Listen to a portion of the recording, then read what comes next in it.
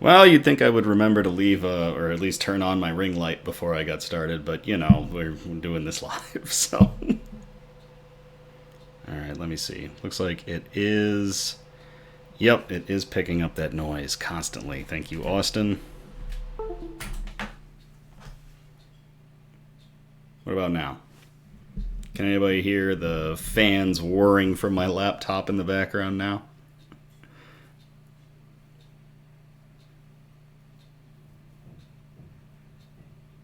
Seems like it is somehow still picking it up.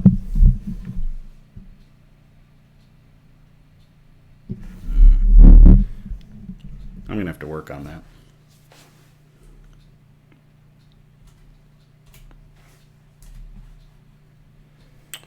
Oh, let's see real quick. Let's see if I can fix this up. Gabagould! Let's go into my audio and let's see if we can play around with this. The noise cancellation should be going.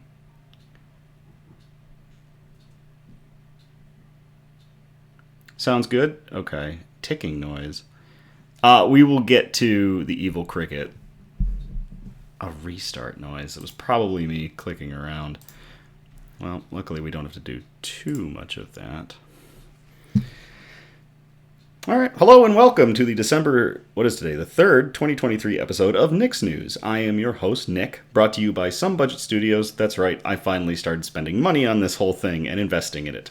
We're on usually every other Sunday, and I thank you all so much for coming in and tuning in, or catching me on the Facebook page on the replay, or on the soon-to-come Nick's News YouTube page.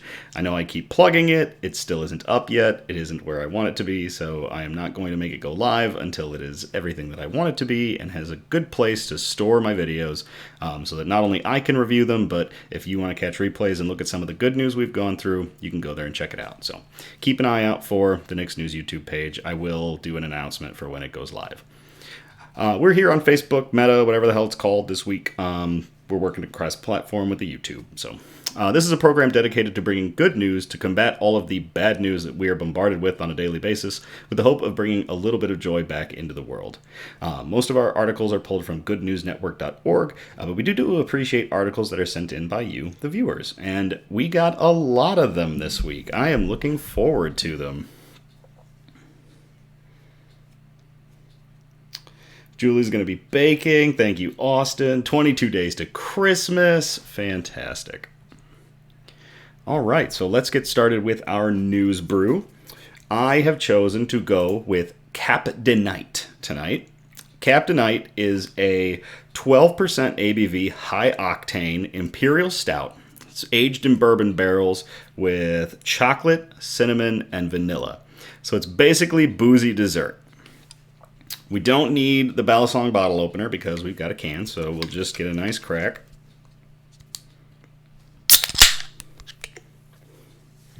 And we've got our Harpoon limited edition snifter because I absolutely love this glass.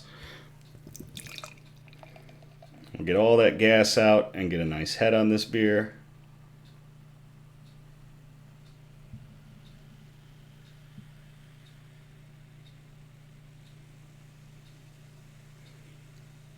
Good to the last drop.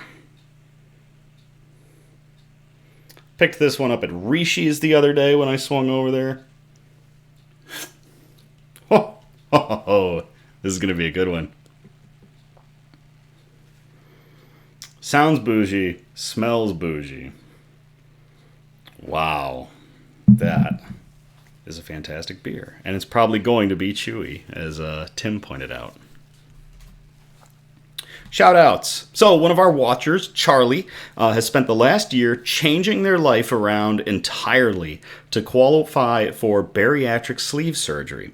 After an entire year, she is qualified and is scheduled to receive the life-altering surgery next month. So congratulations, Charlie, on basically turning everything around in a year to receive a life-altering surgery that will be for the better. So to you, cheers and good luck.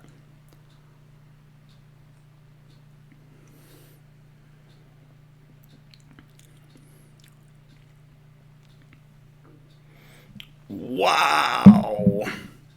Wow. That's a chewy beer. Oh my gosh. Whoo. That's really good. Sean, you live in Canada. It's your fault, not mine. News quotes. I like this one, and I felt that it applied to definitely what was going on with our shout out, and for everybody in general. Always ask yourself if what you're doing today is getting you closer to where you want to be tomorrow. It's from Paulo Coelho, who is a Brazil. He's still with us. He's a Brazilian lyricist and novelist, and is a member of the Brazilian Academy of Letters. And I really like that quote because you don't have to look to the far future of what you're going to do. So long as you just look at the next day and the current day, and you think, is what I'm doing going to get me to where I need to be? Not a week in advance, not 2 weeks, not a year in advance, just tomorrow. Is it? And what can I do to make it? What do I need to do today to be where I want to be tomorrow? So I love this quote. Always ask yourself if what you're doing today is getting you closer to where you want to be tomorrow. Thank you, Paulo Coelho. Cheers.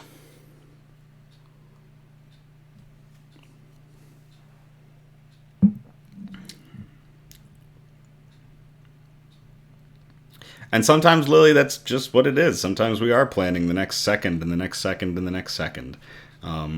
You also have 2 rambunctious children, so I'm sure they are doing a lot of the planning for you. And that's a good one, Sean. That is a good one. Try to be better tomorrow. Try to be a better person today than you were yesterday. You know, you should have sent that in as a news quote. I could have used it. Maybe next time. Bug update. Nothing new for tonight to report with the bugs. I have another Darkling beetle that is on the way, and it's ready to undergo what's called eclosion, which is where a pupa of an insect becomes an adult. You might see the hole in the room. I moved the whole tank with that cricket in it. I have enough trouble with all of you derailing me and getting me off task. I don't need the cricket doing it too. So the cricket is gone. I'll move the tank back in after Nick's news. I still haven't found a permanent solution to him yet, but he's gone for now. So it'll help my sanity and help me get through the articles.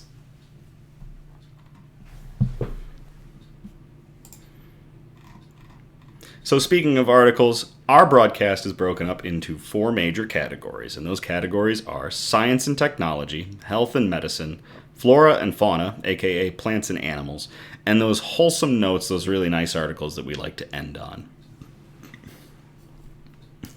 Train him to be your alarm clock. We are going to jump into science and technology. This first article was sent in by Cassidy. So Cassidy, thank you very much. I called it Graphene is Mr. Clean. And I will copy and paste this into the chat if y'all would like to read along with me.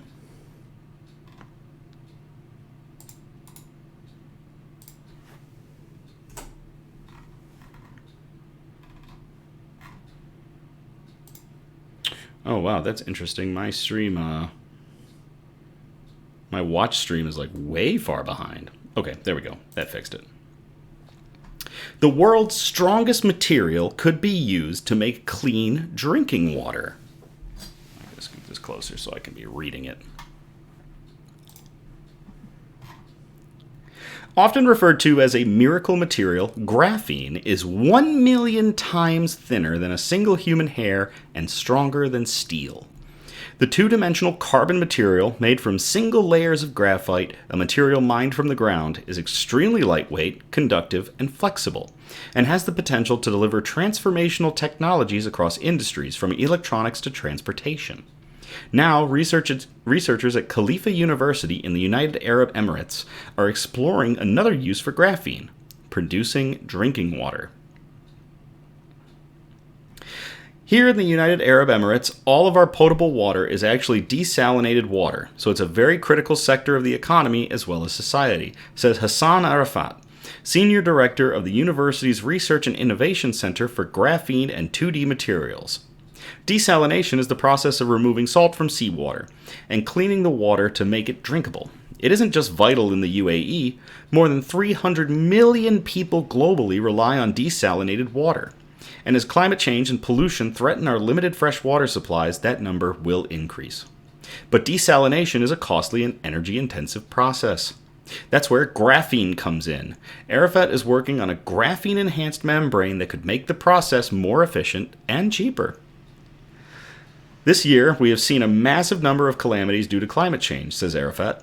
Water shortage is a global problem, and it's becoming worse by the day. Knowing that we are contributing to the solution to these problems is very fulfilling. Arafat says that graphene can extend a membrane's life by preventing fouling, which happens when bacteria accumulate on the filter and degrade the quality. Using graphene to enhance the performance of filters could help reduce energy usage and cut costs for desalination, says Arafat. Even in small quantities, those graphene materials significantly improve the performance of the membranes in terms of their water production, he adds. Currently in the development phase, the membranes will be produced and scaled up next year at the UK's University of Manchester, RIC2D's partner in graphene research, says Arafat. After that, the membranes will be tested in a desalination plant. It's pretty cool. Arafat isn't the only one looking into graphene as a solution for desalination. Startups like Water Cycle Technologies are developing graphene-enhanced membranes to remove specific minerals from water, while Molymem is focused on dye removal. But Arafat claims that RIC2D's membrane outperforms similar water filters in recent academic literature, and the partnership with the University of Manchester allows them to scale the technology for industrial testing. RIC2D is also exploring other applications for graphene, such as sustainable construction materials with the potential to reduce carbon dioxide emissions and renewable hydrogen energy solutions. That's pretty slick. At the Graphene Flagship Week in September, an initiative funded by the European Union, RIC2D showcased multiple projects that are already on their way to commercialization, including a collaboration with French company Grapheel, which makes graphene-based biosensors, and a partnership with Turkish company Nanographen, which explores how to convert waste materials such as used tires into graphene products for composite construction materials. However, the more novel and groundbreaking and life-changing the idea is, the longer the path is likely to CNN, you screwed up that quote. I guarantee it. The more novel and groundbreaking and life-changing the idea is, the longer the path is likely to be to its final commercialization, says Arafat. There we go, we fixed it. Arafat hopes that his research can have an impact in the Emirates and beyond. While we're starting locally, we're certainly thinking globally, he says. That's pretty cool. To everybody involved with creating better filtration systems and working out new ways to clean water using new technologies. And to Cassidy for sending in that article. Cheers. Come on now, don't blame Wolf Blitzer. Wolf Blitzer!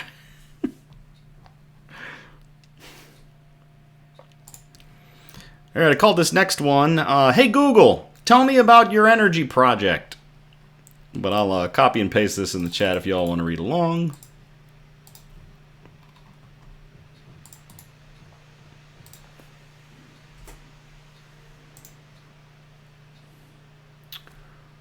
Bonk. New Google geothermal electricity project could be a milestone for clean energy. An advanced geothermal project funded and developed by Google has begun pumping carbon-free electricity onto the Nevada grid to power the company's data centers there. Geothermal energy was once confined in theory to areas of geothermal activity. Kind of makes sense. But if one drills deep enough, there's extreme heat from the planet's core essentially everywhere to be harnessed to make steam and drive turbines to create carbon-free electricity. 24 hours a day when the wind isn't blowing and the sun ain't shining. For this reason, Google made an early bet on this enhanced geothermal technology and partnered with the Utah-based Fervo Energy, which uses drilling techniques from the oil and gas industry to create a first-of-its-kind power plant in Nevada. GNN reported that initial tests in July showed the technology was working, in which the hypothesized 3.5 megawatts was indeed being delivered. It really is, Lily. My Google said she didn't understand. My laptop, it's a gaming laptop. The fans they kick on at a moment's notice to keep this thing cool. But if I keep the cooling bed running, then it's going to be heard through the microphone no matter what I try with this microphone's noise canceling settings. So we'll have to listen to the fan until I can figure out a different way to get this rig set up so it's not running all the time.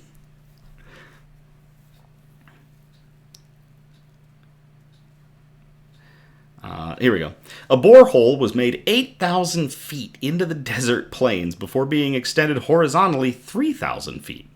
A second, shallower tunnel was drilled above it. As cold water is pumped into the lower shaft, heat causes it to rise through cracks in the rock created by fracking into the upper shaft, a process which heats it well above the supercritical temperature of 200 degrees Fahrenheit. Go Freedom Units.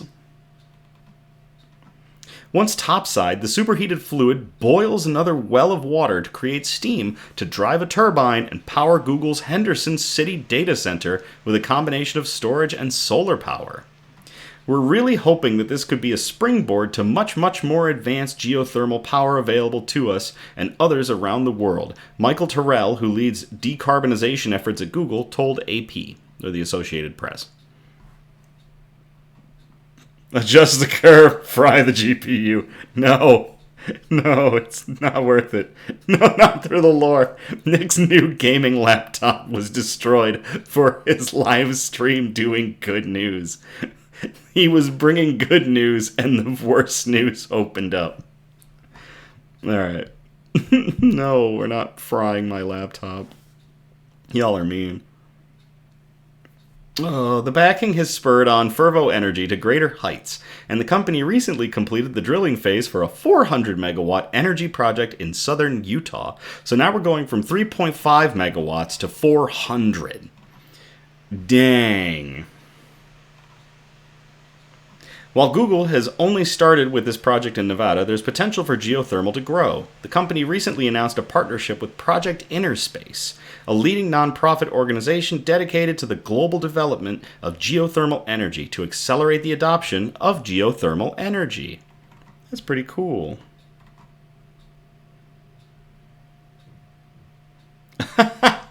No, we will not be using the weather control device, or as you call it, my weapon of mass destruction, to cool my laptop.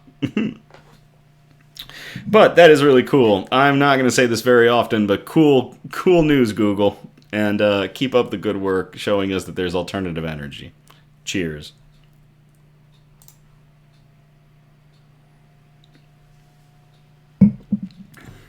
Only cricket sacrifices. What's really causing it to spin up all the time is all the damn ads. Like, there's so many ads in all of these news articles that I have open and lined up waiting for me to get to them. And that's what's causing the laptop to get just a little bit stressed and decide to kick the fan on. So I wish I had a way to just not see the fan, or not see the ads. If I could just kill all the ads, it would probably save my GPU and my CPU. Keep going, little buddy. You got this. All right, so that gets us out of Category 1, and we are going to move on to Category 2, Health and Medicine. Use an ad blocker. Does that work for, like, all ads on all sites? uBlock Origin. Austin, you and Lily might have to get with me between now and the next Nick's News and teach me the ways of ad blocking. Yeah, I would definitely love to learn how to operate an ad blocker and get it going so that it could hopefully help my laptop.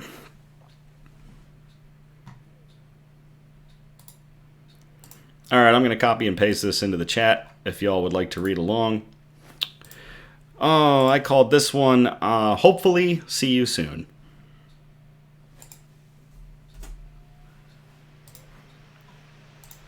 Actual title, World's first whole eye transplant gives Arkansas man new hope after terrible accident.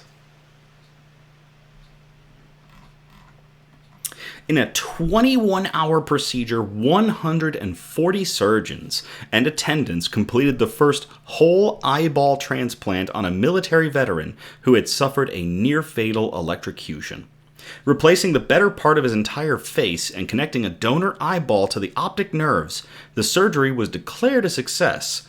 And though it isn't clear whether the patient will be able to see out of his eye again, because the optic nerve and everything involved with it is really sensitive stuff, it has meant an enormous step forward for transplantation science and incredible peace of mind for his family. Aaron James was working on a power line in Mississippi when he accidentally touched a live wire and received a 7,200-volt shock in June of 2021. His wife was called at their home in Arkansas and was told only that her husband wouldn't be dead by the time she reached the hospital.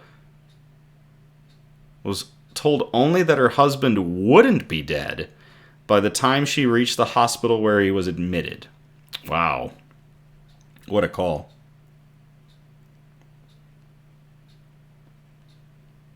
Sean, I'm ignoring you. James remembers only getting up to go to work and then waking up days later in Dallas, hospital burn ward, where he was flown.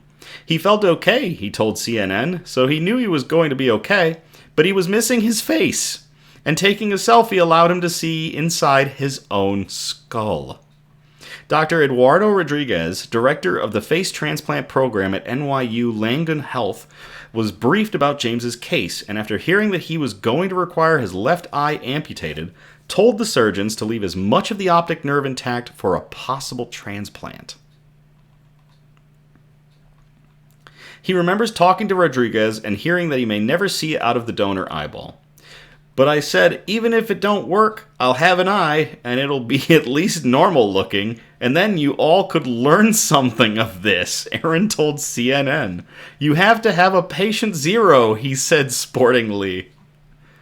After donor tissue was acquired, James was treated at NYU Langone Health in 2 separate theaters. For the eye transplant, stem cells were injected into the optic nerve and the area around it in hopes of gradually restoring communication between the brain and the eye.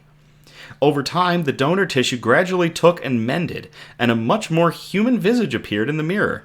Beard stubble began to grow through the skin, and Megan, Aaron's wife of 20 years, said it was a bag of emotions. It was a crazy, great, weird, strange, ecstatic, happy feeling, Megan said. I was just happy he made it through, and everything was good in the moment. That is crazy.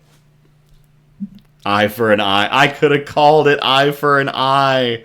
Lily, that would have been a good one. That is nuts.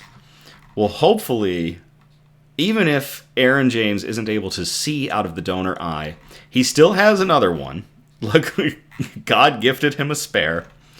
And it will still be a learning point for transplantation science. As he said, you need to have a patient zero. That is fantastic. Aaron James, the speediest of recoveries to you, and good luck in the future. Cheers.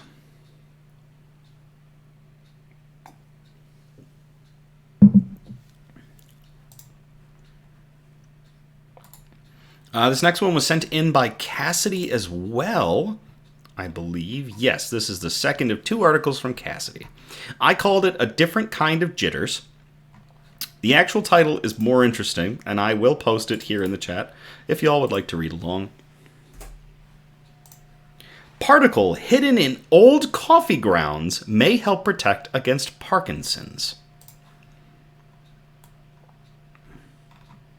Long before symptoms of neurodegeneration appear, the brain's tissues are slowly falling under a barrage of chemical assaults. Reinforcing our nervous system against such attacks requires smuggling some kind of protection across a formidable boundary called the blood-brain barrier.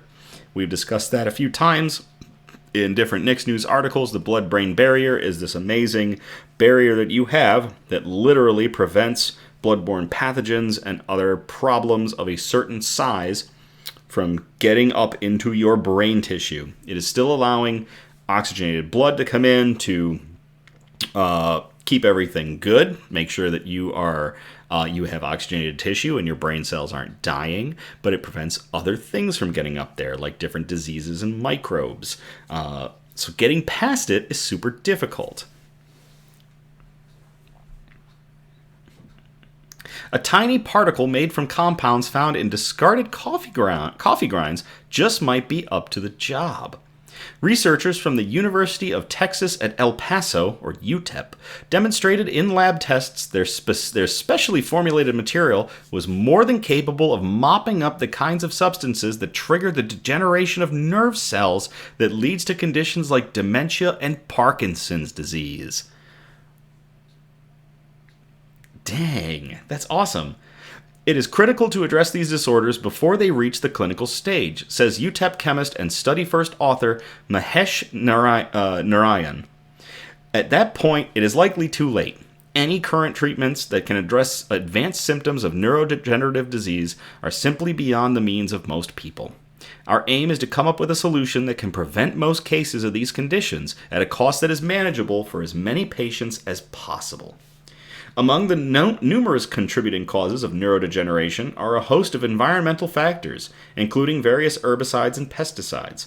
One notorious example is the widely used weed killer, paraquat, which I'm pretty sure we discussed in a news article. Somebody might have completely banned the use of that one. Despite numerous studies linking the chemical with increased risk of developing Parkinson's disease, a risk paraquat's Swiss manufacturer has allegedly known about since the 1960s, the herbicide is increasingly being used alongside other herbicides to manage crop pests. Inside the nervous system, paraquat's talent for catalyzing the formation of superoxide free radicals can trigger a chain of reactions that leads to the death of neurons. Countering those free radicals through the use of antioxidants could give nerve cells a fighting chance. There's just one problem. The blood-brain barrier is just too good at its job, preventing most antioxidants we might load up on in our diet from seeping deep into our brain.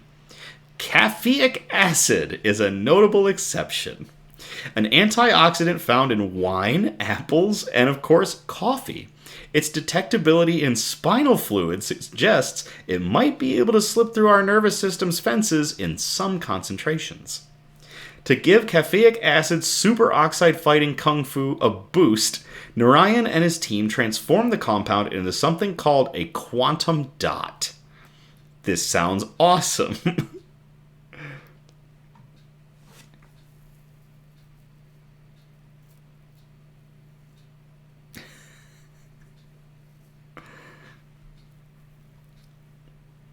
Just a few nanometers across, these itty-bitty chunks have electromagnetic properties that let quantum effects shine through, making them handy in technologies that rely on highly tunable optical outputs.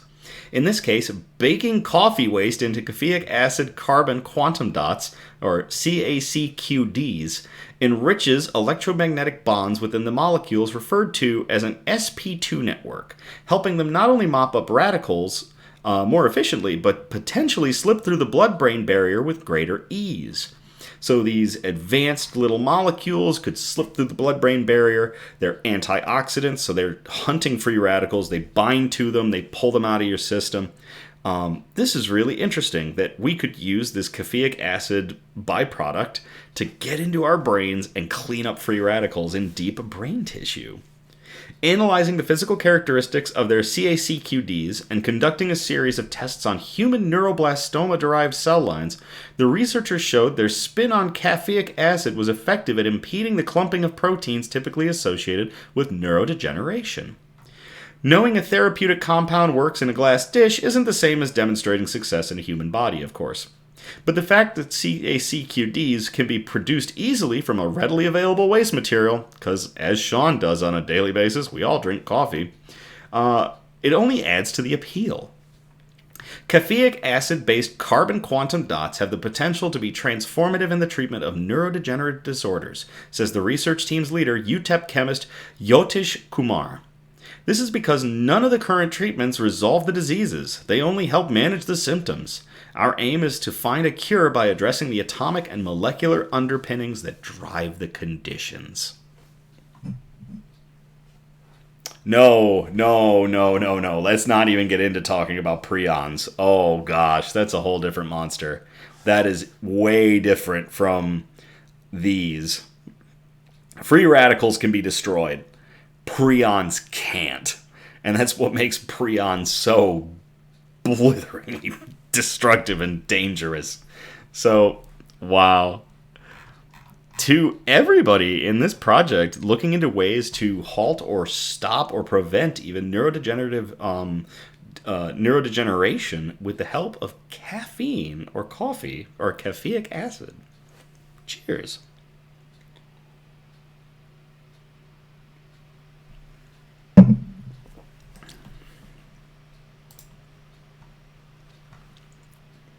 Oh, what did I call this next one? I think I call this next one Taking Back from COVID. And I'll copy and paste this one in the chat for y'all to read along. I picked this one because I had several friends and family members go through COVID, and a few of you lost your senses of taste and smell either for a short period of time or for a long period of time. So when I saw this article, I definitely wanted to cover this one because it is hope that that can be reversed. New 10-minute treatment restores sense of smell and taste in patients with COVID parosmia. Using an image-guided, minimally invasive procedure, scientists may be able to cure the loss of smell known as parosmia, occasionally found in people who were infected with COVID-19. While most COVID patients did recover their sense of smell over time, some patients, however, continue to have these symptoms for months, or even years after infection. Lead author Professor Adam Zoga said that post-COVID parosmia is increasingly being recognized, and that patients can develop distaste for foods or drinks they used to enjoy. Parosmia has previously been reported as a rare disorder occurring after brain trauma, brain surgery, stroke, viral syndromes, and with some head and neck tumors, said Zoga. We were not entirely confident that the procedure would work for parosmia.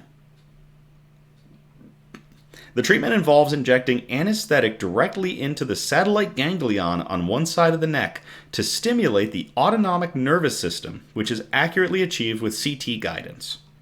The minimally invasive procedure takes less than 10 minutes and no sedation is necessary. It's been used to treat several other conditions, including cluster headaches, phantom limb pain, Raynaud's and Meniere's syndromes, angina, and cardiac arrhythmia.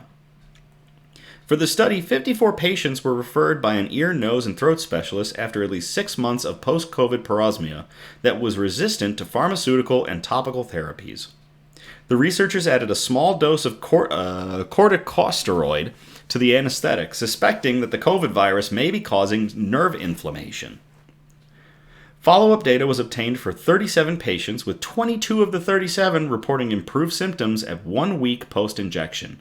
Of these 22, 18 reported significant progressive improvement by 1 month post-procedure. No complications or adverse events were reported.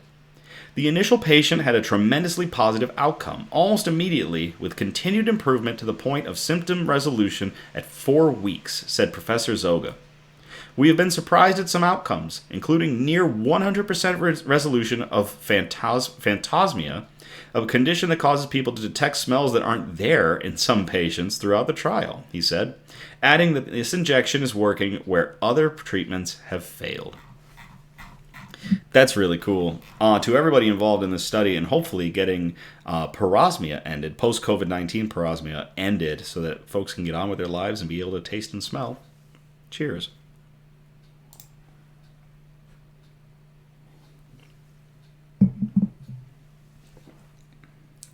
Well, that's good. Alright, so that gets us out of Category 2, and we are going to move into Category 3, Flora and Fauna, aka plants and animals. Most of these are borderline wholesome notes. I did see a few articles regarding some extinction reversals, and a few other really good, like, general animal articles. But these ones really stood out. 2 of these were sent in by you, the viewers, and I appreciate them. So I called this first one Just One More Year. And this was sent in by Charlie, who was the focus of our shout-out earlier. So, Charlie, thank you very much for this article. Again, I called it Just One More Year, and I will copy and paste this into the chat for y'all to read along.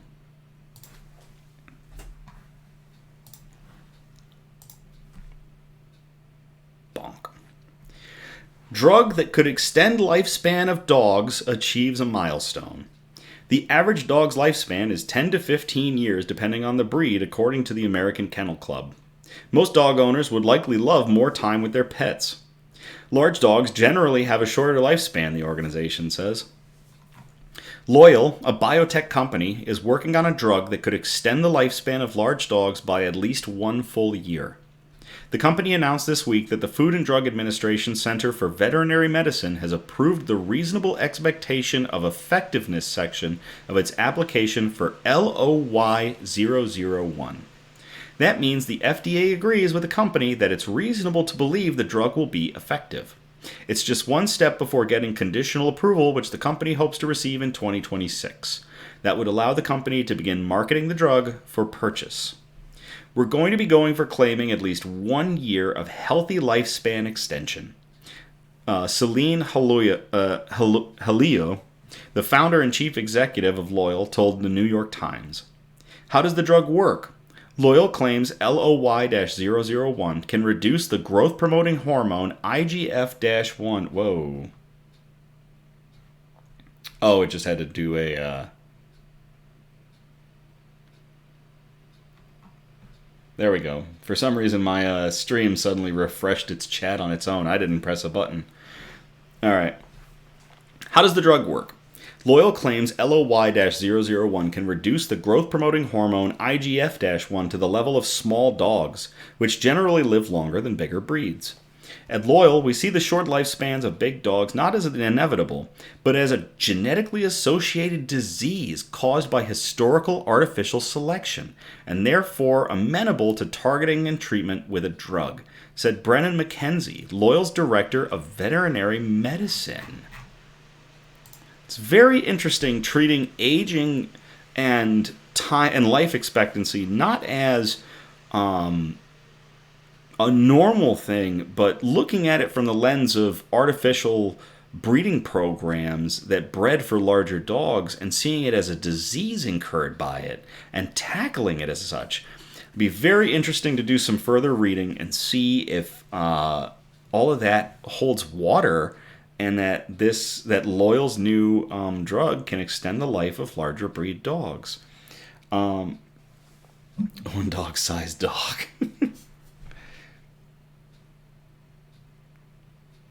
That's funny.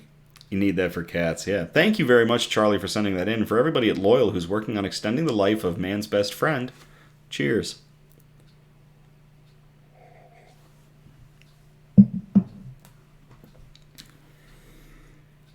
All right, all you cat lovers, get ready. I titled this one, I'm Not Garbage, I'm Adorable. And I'll copy and paste this in the chat for y'all to read along.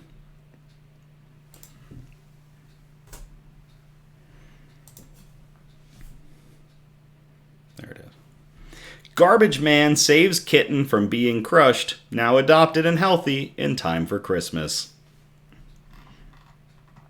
Seconds away from being crushed in a garbage truck, a snow white kitten has found a new home in time for Christmas after being saved by the driver. The 2-day-old feline was found weighing just 93 grams, less than a tangerine, when a quick-thinking garbage man heard his tiny mews and fished him out of the trash that was being dumped and compacted in his truck. Arriving at Blue Cross Animal Hospital, his coloration and his birth so near the most wonderful time of the year earned him the name Tiny Tim. Tiny Tim needed to be hand-fed every 2 hours, and with his eyes not yet open as a newborn, he was kept in an incubator for warmth. Following his brush with death, Tiny Tim was able to find a loving new home with another Blue Cross rescue kitten named Oski, the sole survivor from his litter. I'm so glad I brought him to Blue Cross. What an amazing job the team has done, said the refuse collector who came to Tiny Tim's rescue. I'm glad to see him so well.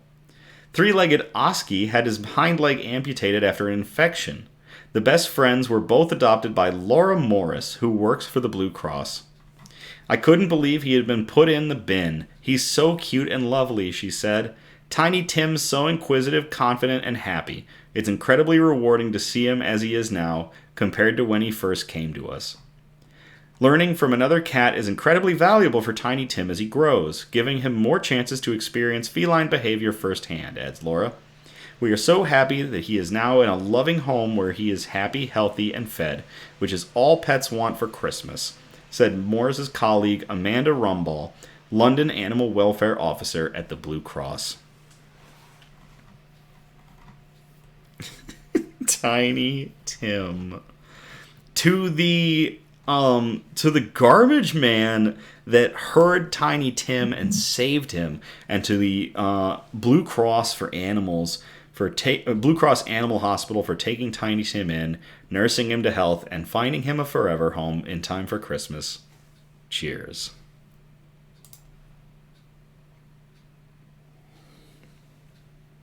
Oh, that's good beer. All right, this next one was sent in by Julie. Julie, I'm using your article. Thank you very much for sending it in. I titled this one The Sun and the Moon, but I will copy and paste this into the chat for y'all to read along.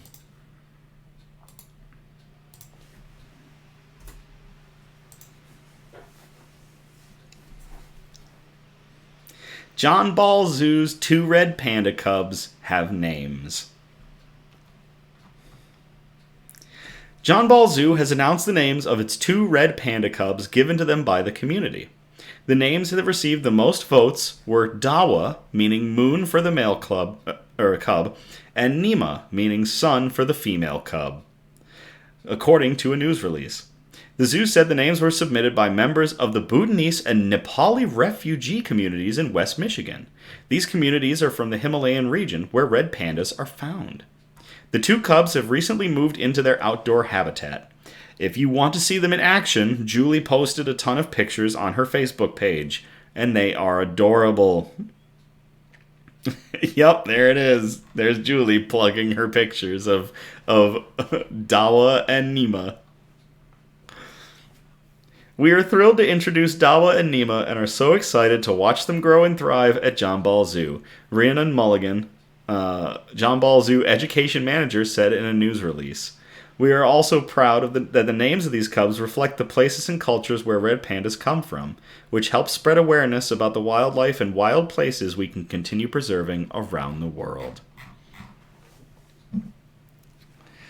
That is adorable. Thank you very much, Julie, for sending in this. It's a short article, but it's so cute, and there is a picture of Dawa and Nima. They are adorable, and all the pictures Julie took when she went and saw them were fantastic. So, to John Ball Zoo and to everybody involved with naming Dawa and Nima, cheers.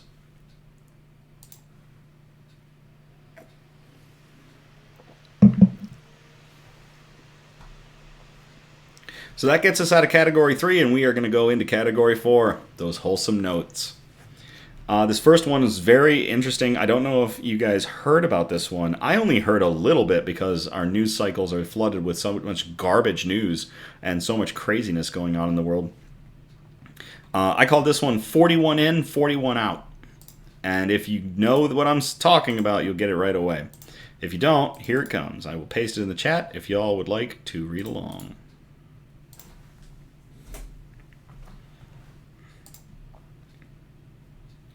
All 41 workers rescued from a collapsed tunnel in the India Himalayas after 17 days trapped. All 41 construction workers trapped in a tunnel under construction in the Uttarakhand state of India have been rescued. Cameras, politicians, and flower garlands were awaiting them when they finally emerged to the cheers of an awaiting crowd. Like the Chilean miners or the Thai cavers, there's something about workmen trapped underground that captures the world's attention. And it happened again when a November 12th landslide caused a portion of the 2.2-mile tunnel to collapse, blocking a section of the path as long as 2 football fields to the exit. They survived on food and oxygen sent in through narrow steel pipes, while more than a dozen physicians were monitoring their health through various sensors. There was a well-coordinated effort by multiple agencies, marking one of the most significant rescue operations in recent years, said Nitin Gadkari, the Minister of Road Transport and Highways, on X. The workers escaped the tunnel via narrow steel pipes that had been pushed into the debris through hand-drilled tunnels. Last Friday, the drilling machines used to create the path for the pipes broke, and from then on until Tuesday, teams worked through the night in shifts using hand drills. By Tuesday, they had drilled through over 100 feet of rubble. One rescuer told the New Delhi television that the workers rushed over and hugged him when he came through the pipes, and after they all got out, a small tent community of the workers' families and loved ones were there to greet them. The tunnel was being built to connect various Hindu pilgrimage sites across the Himalayas. Chief Minister Sri Pushkar Singh Dhami said that the government will provide financial assistance of 1 lakh rupees, which is about $1,200, to all the workers trapped in the tunnel. They have been admitted to a hospital, the bills for which will also be taken on by the local government. Hell of a structural challenge indeed to reach these guys. 2 football fields worth of material between them and the exit. 41 workers trapped and 41 workers survived and are now out and being taken care of. To everybody involved in such an amazing rescue, cheers.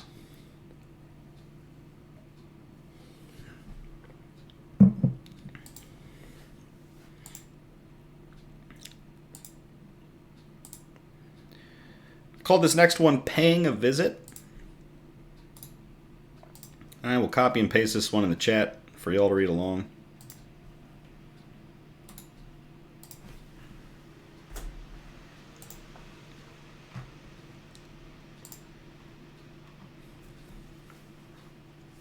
After teen dies, friends visit his grandma for breakfast every Wednesday to ease their loss.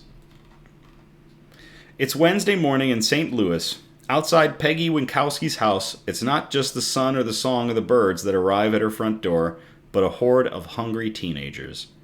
They're all students from Bishop Dubor High School, ready to enjoy a hug with Grandma and a plate of hot food as part of what they together term the Wednesday Breakfast Club. But it hasn't always been bacon, banter, and bright eyes. The Breakfast Club took on a new meaning when Grandma Peggy lost her grandson, Sam Crow, a Bishop Dubor sophomore, to a hit-and-run last year. It was the young Mr. Crow who first started the Breakfast Club, which used to meet at a nearby diner. One day he announced, "My grandma can cook better than this." And so it was that the mediocre diner was abandoned in favor of Grandma Peggy's. Every Wednesday, a baker's dozen teens would show up for bacon and eggs until the fateful July day when the group learned of Sam's death, and breakfast became the last thing anyone felt like thinking about. That is, until the very next Wednesday, when, hoping to make the spirit of her grandson proud, Peggy was up before dawn warming skillets, cracking eggs, and whipping batter. And not wanting to be poor guests, the teens came back, in greater and greater numbers just about every Wednesday afterwards. "They came here every day for the whole week," said Winkowski. "They just wanted to make sure that I was okay." Sam would be so proud, she told CBS News' Steve Hartman. "Look at what he started. It melts my heart." "We benefit from her, she benefits from us," added Breakfast Club member Mia Dozier. "It's like we feed off each other."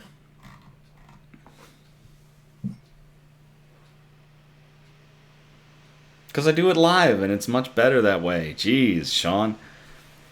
That is something else. I almost teared up a little bit. Had trouble getting through the end of that article, because that is very sweet. Sorry for the loss of Sam Crow, but to Grandma Peggy Winkowski and all the students, checking in on her and having breakfast with the Breakfast Club. Cheers.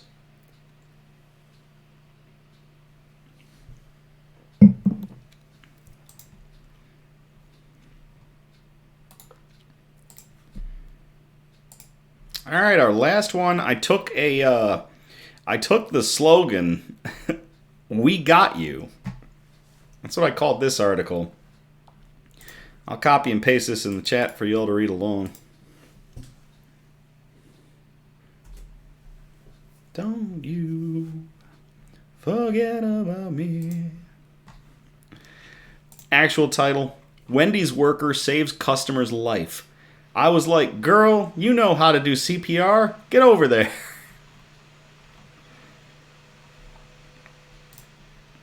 A Wendy's worker was given the impromptu opportunity to have a break from work. Normally a delightful surprise, but it wasn't for R&R. At a franchise location on Richmond Road in Lexington, Kentucky, a man had collapsed in the parking lot. Alexandria Cowherd was on shift and alerted to the situation by her coworker. She had already called 911 by the time she arrived at the man's unconscious body, but the color of his face told her of the need for immediate action. I didn't panic visibly, but in the back of my mind I was like, what do I do? Cowherd said. I kind of short-circuited a little bit before I was like, girl, you know how to do CPR. Get over here and do these chest compressions. The 22-year-old Alexandria learned CPR in her senior year of high school, and after a short time doing chest compressions, he did that snoring thing again and gasped for air. The whole thing took just a few minutes, but to the adrenaline-soaked mind of Alexandria, it seemed a long while. The young woman is working at Wendy's while going to school at BCTC to become a certified nursing assistant, according to WKYT, and the future medical professional wants to work in the NICU when she finishes school. At the moment, though, she put her future career aside and went right back to work. And there is a video if you want to see the interview with Alexandria.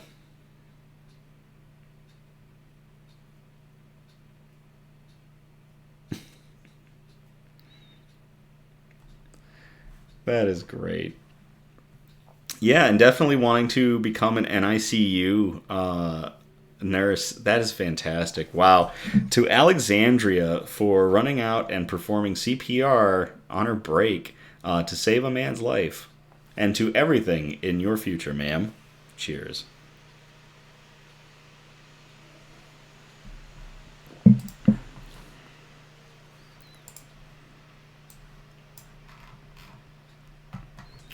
Well, that's about it. That was 11 great articles. Thank you all very much for the ones that you sent in. I loved them. I hope that you all enjoyed them.